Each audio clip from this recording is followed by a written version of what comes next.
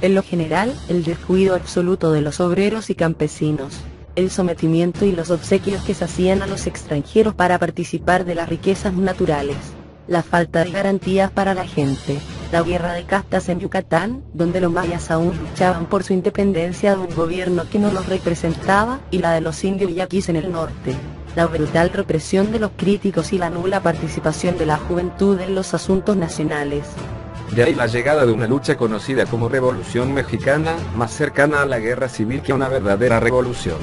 En lo ideológico sobresalen las ideas de Francisco I. Madero, un acaudalado idealista del norte de la República que después de lograr que Díaz abandonara el poder, tomó la presidencia pero confirmó a los extranjeros todos los derechos adquiridos durante la dictadura, e incluso dio a conocer que incrementaría las inversiones, garantizando la seguridad política y jurídica de los inversionistas.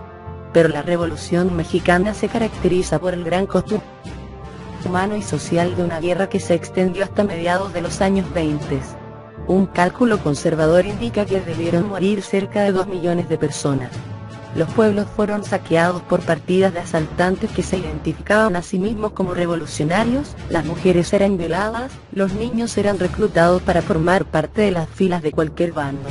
La situación de los guerrilleros no era del todo clara.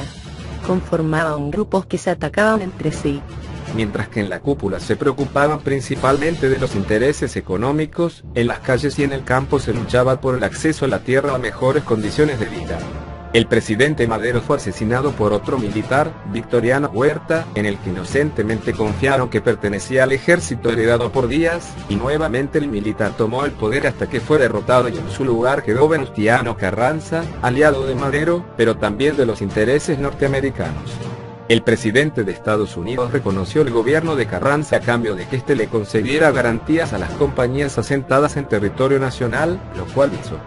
Mientras tanto, las guerrillas se mantenían al margen de cualquier acuerdo y continuaron levantándose en armas desde el norte hasta el sur. Los caudillos más reconocidos de esta época fueron Francisco Villa y Emiliano Zapata. Zapata fue asesinado por órdenes de Carranza de manera vil. 10 soldados de guardia le dispararon simultáneamente.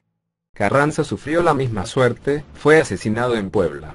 Villa fue emboscado a la entrada de Parral, lo cual dejó abierta la puerta a otros de sus mutuos opositores, Plutarco Elías Calles y Álvaro Obregón, para ocupar la codiciada presidencia de un país tremendamente lastimado.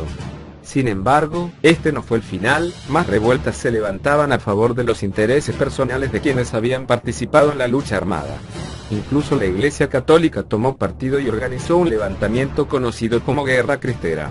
Obregón fue asesinado por este motivo y Calles sobrevivió para fundar el Partido de la Revolución Institucional, entonces conocido como Partido de la Revolución Mexicana, y tristemente célebre por haber logrado establecer las bases de una institución dictatorial efectiva que gobernó al país con mano de hierro durante 70 años, en los que no solo se concretaron los intereses de las clases privilegiadas sino que también, a través de la elaboración de estrategias por parte del colectivo, se mantuvo el control político, social, policíaco, militar, sindical, educativo y en fin, de cada acontecer en la nación. El narcotráfico floreció. Los medios masivos de comunicación, recién introducidos, quedaron a su servicio, proyectando solo noticias de poca importancia o irrelevantes para la vida política y programación de baja calidad pero muy atractiva para el público, que por generaciones fue influenciado nocivamente. Los pocos levantamientos fueron sofocados tan violentamente como antes. El clero se benefició de la situación y sirvió para canalizar las fuerzas sociales. El año 2000, México tuvo la oportunidad de liberarse de las ataduras del régimen. El último presidente priista del periodo fue Ernesto Zedillo, cuyo mandato se vio afectado seriamente por el estilo de gobierno que se había llevado a cabo desde entonces. El partido había firmado una alianza de comercio con Canadá y Estados Unidos que beneficiaba tremendamente a estos países por no contar con la infraestructura necesaria para competir con ellos. Mantenían un presupuesto oculto y que no estaba sujeto a comprobación de gastos. Muchas empresas estatales fueron vendidas, alegando que no eran rentables o que estaban en quiebra, lo cual trajo consigo nuevas inversiones desde el extranjero. La ejecución corrupta de las instituciones también trajo consigo el surgimiento de sindicatos corruptos que servían para compensar los vacíos de poder o mantener la presión sobre la población en periodos de elecciones.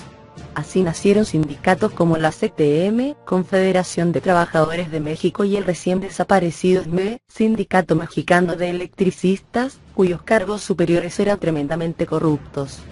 Y durante varios meses estuvimos bajo el riesgo de que quebrara el sistema bancario, no de que quebrara un banco o dos, había un riesgo sistémico. Y si hubiera quebrado el sistema bancario, pues hubiera quebrado el sistema de pagos del país. Y si hubiera quebrado el sistema de pagos del país, hubiera quebrado toda la economía del país. Entonces una primera decisión era dejarnos. En diciembre de 1994, Ernesto Zedillo puso en marcha una estrategia fallida. La paridad peso-dólar había sido controlada por el Estado, pero el presidente puso en práctica la libre flotación, lo que provocó una fuga masiva de divisas ante la situación que atravesaba el país en esos momentos. El candidato a la presidencia, Luis Donaldo Colosio, había sido asesinado frente a cientos de personas y frente a las cámaras, el Ejército Zapatista de Liberación Nacional se había levantado en armas. La situación financiera del país no era óptima.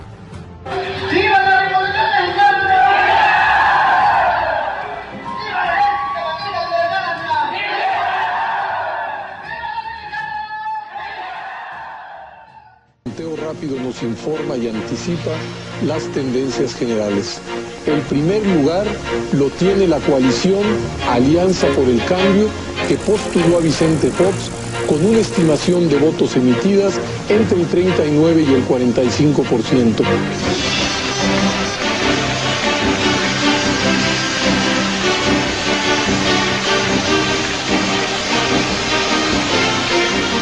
Justo ahora, el propio IFE nos ha comunicado a todos los mexicanos que cuenta ya con información ciertamente preliminar, pero suficiente y confiable para saber que el próximo presidente de la República será el licenciado Vicente Fox Quesada. Quiero dejar públicamente mi compromiso de entrega total, de poner lo mejor de mí mismo, de poner cada minuto y cada segundo de mi tiempo. Pero la gente no estaba preparada para elegir adecuadamente, y su falta de experiencia se notó especialmente cuando eligieron como representante del nuevo gobierno al candidato Vicente Fox, del Partido Acción Nacional. Un hombre fuera de los cabales, que llevó a cabo nuevas estrategias de control político que pusieron en el poder nuevamente a un personaje que serviría tan solo para proteger los intereses de una minoría que ya se beneficiaba del vacío de poder dejado por el partido anterior. Una vez más, el señor Fox hace gala de su ignorancia, como en otros discursos, en otras partes donde francamente da vergüenza como mexicano escucharlo en algo que está siendo leído, ni siquiera improvisado, que cometa un error tan garrafal de ignorancia como el que cometió el día de hoy delante de esta audiencia el expresidente mexicano. En este acto de ignorancia tiene que ver nada más y nada menos que Mario Vargas Llosa, un escritor peruano, no colombiano como él dijo, y un escritor que jamás ha recibido el Premio Nobel de Literatura. Pero si no me cree, escuche cómo Fox hoy convirtió en colombiano a Mario Vargas Llosa, y además le dio el Nobel de Literatura. This is what Mario Vargas Llosa, the Colombian Nobel Prize, baptized as the perfect dictatorship. Bueno, y vamos con más información. Anoche, antes de que el presidente Fox grabara un mensaje a la nación sobre el rechazo de los diputados para que viajara a Australia y a Asia, una cámara prendida lo sorprendió, dijo lo siguiente. Y de la autorización. Ya lo libre, ya digo, cualquier tontería, ya no importa. Al día de hoy, los puestos estratégicos para la nación continúan ocupados por los miembros del anterior régimen. Se ha desatado una guerra contra la mafia del narcotráfico que no tiene pies o cabeza y que está determinada al fracaso. Los grupos en el poder continúan beneficiándose de su posición privilegiada, los ciudadanos son bombardeados con medios masivos de comunicación todavía más audaces que en el pasado, capaces de reinventar la historia o de generar empatía hacia la situación actual.